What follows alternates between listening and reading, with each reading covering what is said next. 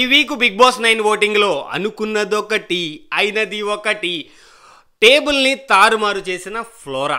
నిన్నటి మార్నింగ్ వరకు డీమాన్ పవన్ కానీ రీతూ చౌదరి కానీ వీళ్ళిద్దరిలో ఒక్కళ్ళు ఎలిమినేట్ అయ్యే ఛాన్సెస్ పుష్కలంగా కనిపించాయి.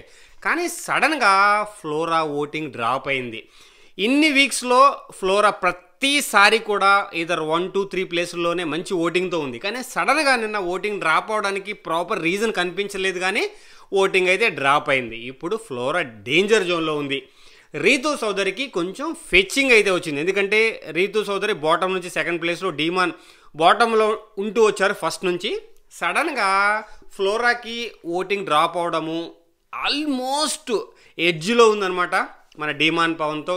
ఎనీ ఛాన్సెస్ ఆల్మోస్ట్, ఎందుకంటే ఈ డ్రాప్ చూస్తుంటే ఖచ్చితంగా డీమాన్ కంటే కింద వచ్చి ఎలిమినేట్ అయ్యే ఛాన్సెస్ పుష్కలంగా కనిపిస్తున్నాయి. సో ఫ్లోరా ఎలిమినేట్ అయ్యే ఛాన్సెస్ సడన్గా, ఎందుకంటే నిన్నటి వరకు నేనైతే రీతూ చౌదరి డీమాన్ వీళ్ళిద్దరిలో ఒక్కళ్ళు ఎలిమినేట్ అయ్యే ఛాన్సెస్ కన్ఫర్మ్, రేపొద్దున ఒక వీడియో చేద్దాం వీళ్ళిద్దరిలో ఒకళ్ళు ఎలిమినేట్ అయిపోతారని ఒక అంచనా ఇద్దాము, మన సైడ్ నుంచి మాట్లాడదాం అనుకున్నా. సడన్గా ఓటింగ్ డ్రాప్ అయ్యి పెద్ద షాక్ క్రియేట్ చేసింది. అదే అనుకున్నదొకటి అయినది ఒకటి. సో అలాగే జరిగిందనమాట ఇక్కడ. సో ఫ్లోరాకి ఛాన్సెస్ చాలా ఎక్కువ ఉన్నాయి ఎలిమినేట్ అవ్వడానికి. ఎందుకంటే ప్రతి అవర్ ఓట్ డ్రాప్ అవుతూనే వచ్చింది. మిగతా వాళ్ళకి ఎంతో కొంత స్మాల్ పాజిటివ్ ఫెచ్ ఉంది ఓటింగ్లో, కానీ ఫ్లోరాకి సడన్గా డ్రాప్ అవడము.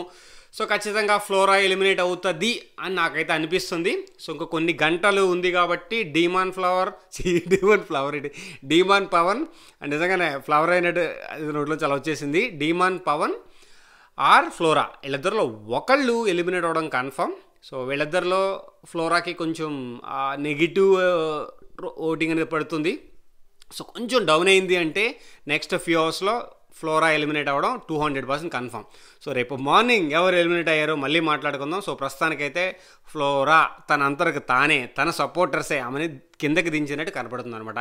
మేబీ ఫ్లోరా ఆట నచ్చకపోవడం, ఫ్లోరాని ఇంకా సపోర్ట్ చేయడం అనవసరం అనుకున్నారేమో. సో ఓట్ అయితే డ్రాప్ అయింది, డేంజర్ జోన్లోకి వచ్చింది, ఎలిమినేట్ అయ్యే ఛాన్సెస్ కూడా పుష్కలంగా కనిపిస్తున్నాయి. సో రేపు మళ్ళీ ఎవరు ఎలిమినేట్ అయ్యారో మళ్ళీ మీ ముందుకి ఒక మంచి వీడియోతో వస్తా. సో ప్రస్తుతానికైతే జై Hind Srini signing off. Thank you.